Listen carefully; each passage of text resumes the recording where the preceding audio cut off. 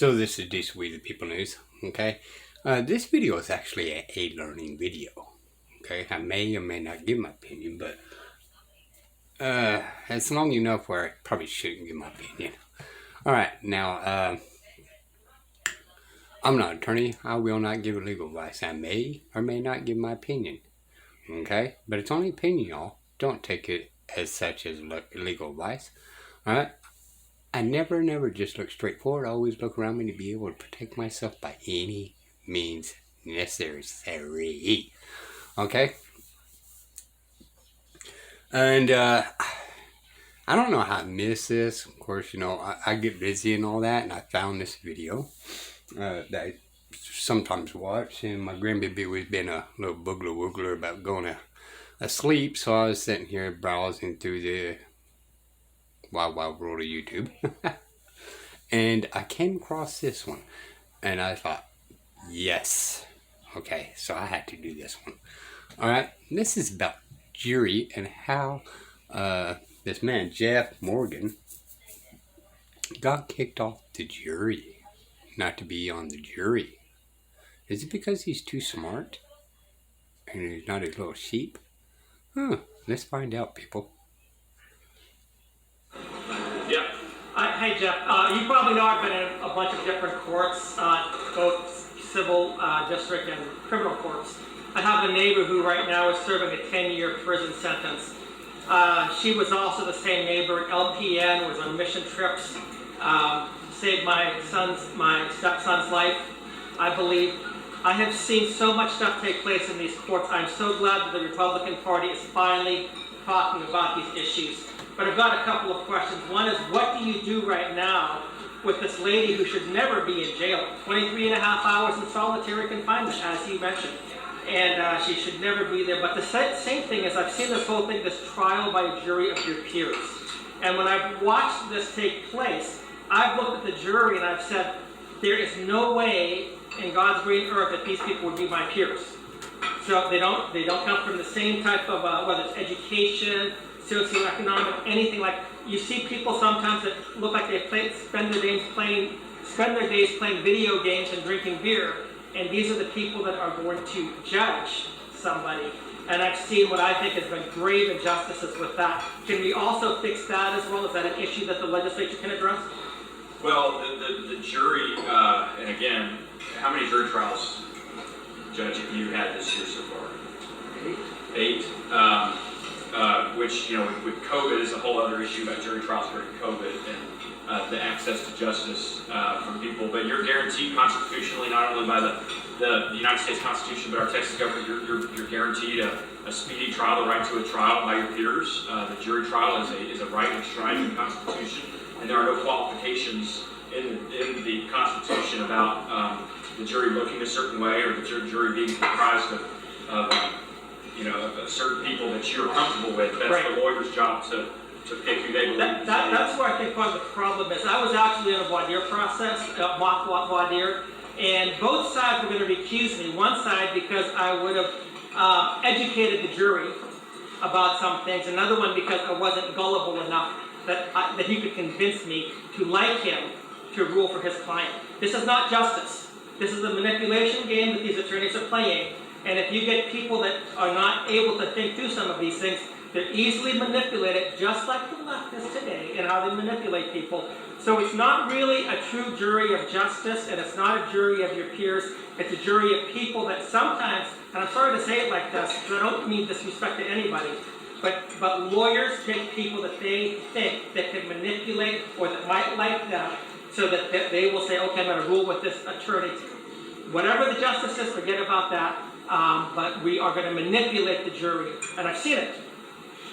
Well, we have safeguards in place too. I'm not saying there are not abuses and that doesn't happen. I think we have safeguards in place in the criminal and civil context too, to make sure our justice system and our jury system is trustworthy and fair.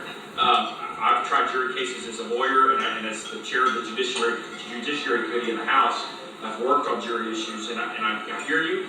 And I think there are some instances where you're right, but by and large, I think we do it well. What I'm more concerned about is overzealous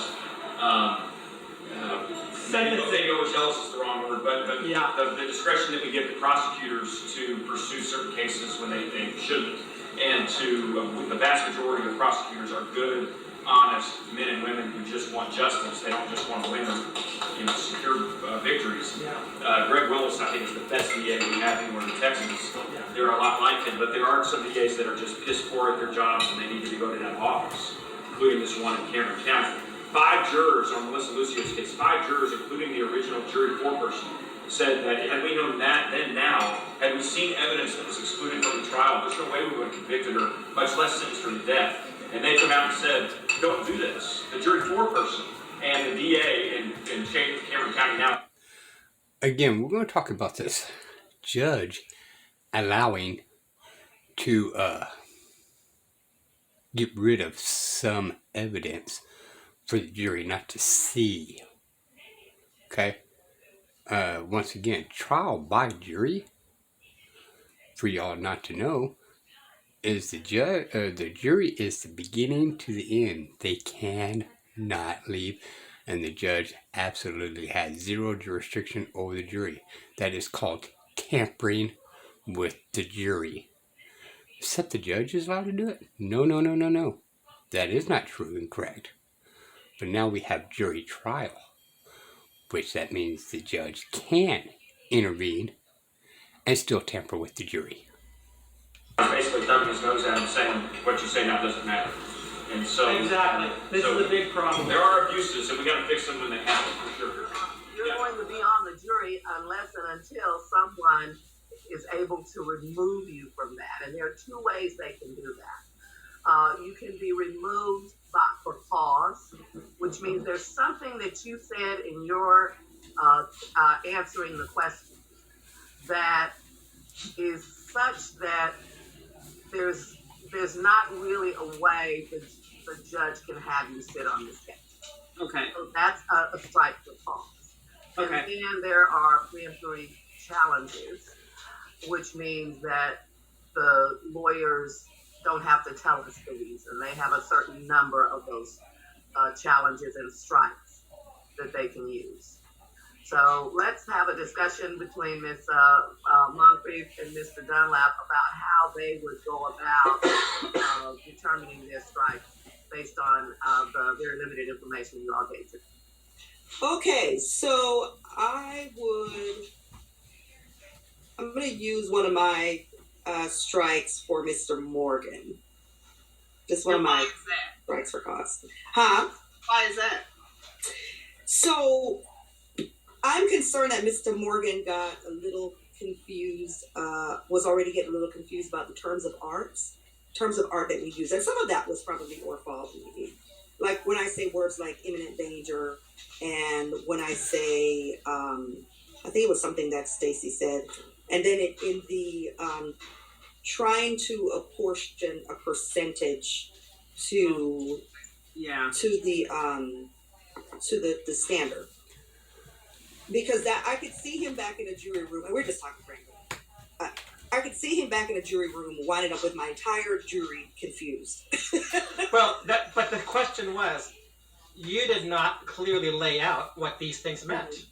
Mm-hmm. So therefore, let me finish speaking here. But you did not lay out clearly what these terms meant.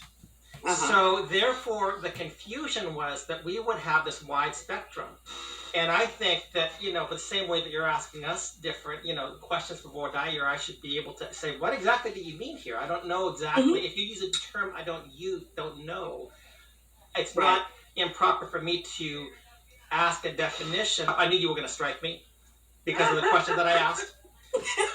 But because, and my bias is this.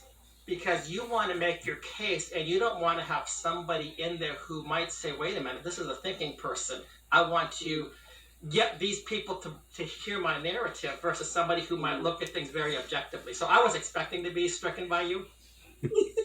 I like to give the lawyer. I want to pause there, right quick, right? See, I've been on one jury, and it was a redo of a murder case. And they were sentenced, and with the evidence they showed us and all that kind of stuff, there's no way he should have been sentenced, right? So we ended up finding him guilty. But the last couple, when I gained a little bit of knowledge of things, I started asking questions. That is the key word right there. You cannot ask them questions. They don't like that. That means you can think. And they absolutely hate you to be able to think. And I knew I wasn't going to get picked, and I called them out on that one. 3802 is not a criminal offense. So why did she make a plea unless she was coerced? Because I knew I was going to be kicked off anyway, so I just called the shit out. All right? And, of course, they struck me because that was true in Texas, right? She didn't give her name. She was a witness. But the 3802, she could not give false name, right? Not that she didn't give her name. She could not give a false name. And she didn't give her name. But it's not illegal not to give her name. All right? So, but anyway, she pleaded guilty. And, here, these two attorneys are, and our sentence to her was to find out how long and what her punishment is going to be. Well, wait a minute. She shouldn't have been punished under 3802. She did nothing wrong. And if she made a plea, guilty, that means she was coerced in there. And that means either her attorney or the cops or somebody made her do an unlawful plea. So I was like, yeah, no, I'm going to call him out on this one because I knew I wasn't going to get picked. Because I told him, well, if I got questions, what is the remedy of these questions I need answered? The judge, I had to ask the judge. Well, why the fuck do I have to ask the judge? Aren't they the fucking attorneys? All right. Anyway, let's go. As much time as they want in a voir dire examination, because it is very difficult to kind of flesh out those things and to have the jury understand it. But Mr. Morgan, you are not the only person that would walk out of a voir dire examination totally, confused about what it is that you're supposed to do at the end of this case. I mean, it's a common issue because the cases are so complicated. The laws are very strict, and you may not hear about them here in the beginning. You're not going to get the instructions until the end of the case. I want to add this, y'all. The 3 times I've been on the jury, whether I was picked or not, there is always one thing that they keep bringing up after our break. We go in there, and they said somebody was talking about the case when nobody was around talking. Everybody kept their distance from one another. So it automatically seems to me they're automatically lying, claiming somebody's making false accusations to see if anybody's going to make a claim that they're the ones that themselves that were talking.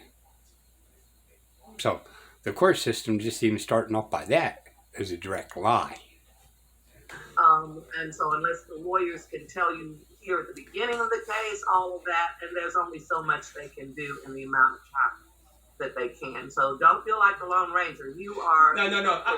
I don't, but Judge Hunter, see, I've seen this at times that have taken place because I think about what is a trial among the jury of our peers.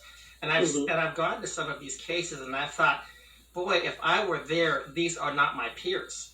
I'm sorry because, I told you about my background and how hard I worked to get to a place where I had, a bachelor's degree, a couple of graduate degrees, position that I'm in, and then I'm going to be judged by somebody who's gaming all day. And I'm like, wait a minute, this is not a jury of my peers. A jury of my peers would be somebody that would be, at least a little bit on the same level. So I always find that to be difficult. And as what you just said, though, is that if people don't know what they're looking at, it creates a lot of confusion. And people can make a ruling on something that they're completely confused about. And I think it's, especially in the case of parental termination, it's been called the death sentence. in a sense. Yes. So this is very, very important that in this type of a situation that we know what we're talking about, what we're looking for, because we're basically executing a death sentence on a family, on a parent, on a child, whatever. So I think it's very important that that the jurors be informed and that the jurors know what we're looking at. So that's my defense of myself and my questions, because I would have actually had more questions as well, but I know that that was not the place for it. Well, and if I may too, just understand too, the adversarial role that we're playing. Mhm. I need to make it clear. I'm trying to win. Right, absolutely you And, are. and understand this. And she The adversary role they're acting, that we are playing, they're actors. They're acting as like their enemies. Actors playing a role. Trickery words, y'all. Listen to these words carefully. He's trying to win. And yeah, and look, I go. Sandra and I have been against each other several times, and I know that she's gonna do what she can to win, and I'm gonna do what I can to win. And the board diet process, I'm usually approaching it from the standpoint of, and the people who practice in this area know this. Yes, I want to get to know these jurors so that I don't be surprised by somebody being on there. But I'm also taking this as an opportunity to try to bring my charisma, make y'all like me, make you like me. And if you like me, you'll probably like my client better. I want to. And we'll listen to you more. That's right. And I want y'all. I'm trying to gauge the body language. I'm trying to gauge your responses and seeing, do you like me? Because if you like me, I want you on my panel. Yeah. And I want you to like me more than my opponent. So hey, I'm wittier. Hey, I'm more deferential to you. I talk about, oh, I like your answer. Oh, that I like that. That really makes a lot of sense to me. Sounds like you and I are peers in that way. You and I are together. So remember that when you go to the jury deliberation room, remember who your friend is. I'm trying to bring the court diet process. Right. All in all. So forget about the evidence and the argument. Because I'm trying to win. And let me just interject here that this is probably the single point in the trial where these parties will be on an even level. That's right. Because from now on, Mr. Dunlop is playing defense. I mean, that's just the bottom line in these cases. I mean, from this point on, he's playing defense. It might look like, he's, chugging and rugging along right now, but things are about to get nasty. So, so he's going to end up playing defense, and that's why he has to come out swinging. He's got to come out swinging. So, and just as an aside, just as an aside, I would have used my perimeter strike. Dre and I would have been using our same preemptive strike, perimeter strike against you too, because I didn't want someone to be back there educating my jury. I want to be the one educating my jury, and you were so sophisticated and so knowledgeable, and your questions revealed that you aren't going to be a sheep. You're not going to be a person that's just bad. Hey, Mr. Dunlop said don't terminate, so we got to do what my friend said. Yeah. You're not that kind of person. No, and I actually thought that you might terminate me too, or you might strike me as well. But it comes down to my initial point. The jury pool may be an uneducated jury pool that can be swayed. And I think that is very terrible in instances of parental right terminations, as it would be in the case of a death sentence. We know that the Innocence Project is around, that they defend people that have been incorrectly incarcerated or put on death row. All right. Jeff didn't say it. I didn't say it. The judge didn't say it. But the attorney did. Right? Sit and think about that, y'all. So the ones that actually are on jury is the ones that are picking to be uneducated. They want them to be sheep. So if you're not picked, count your blessings in a lot of ways, right? I'm the one that believes in jury notification. Okay? So, I would be your best advocate on a jury. Because I would actually contest the law and make sure that law would fit my narrative, and see if I want that brought upon me and if it should be a law. Remember, we could drink alcohol because of jury notification. Just saying. And I'm not giving legal advice, by the way. It's just my opinion. All right? I'm not an attorney. All right? So I just want to kind of clarify this for the UT out there. All right? And, you know, obsoletes out there, I guess, are the opposite of me. And we need to make sure, if we want to have trust in our judicial system, that the jury pool is an educated jury pool, that they're not going to be swayed by persuasive arguments or by likability. It's not a likability test, it is an evidence test. So yes, I figured you would both strike me. And this is my problem. Honestly, this is my problem. You want to have a jury that you can manipulate rather than a jury who might be educated and sophisticated, to use your word, and to say, wait a minute, this argument is not true. Cases are not meant to be easy. You know, Yeah. it's not meant to be easy. If people think coming into jury service, oh, this is not going to be a problem. No, it's meant to be thought-provoking to you. And Mr. Morgan, while you may not be the juror for this case, they would probably love you on toxic torts, or complex litigation where they need people to understand all the scientific evidence, that type of thing. So, but what you're saying, Judge Hunter, this is very important because when I said that to terminate a parent's rights or a parent-child relationship is a death sentence. It is. And we should not expect anything less.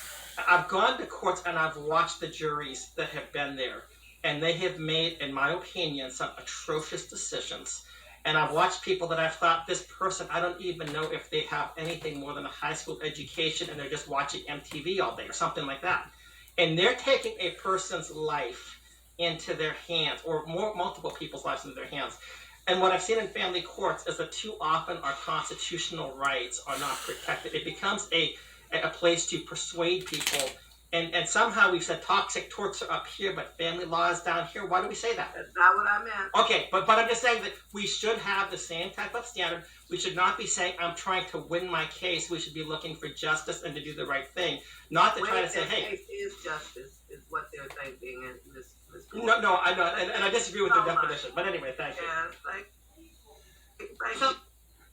All right, y'all. Okay. I love this, and I loved him recording this, right? Because it gives us a kind of an insight, right? The mind, thoughts, process. Okay?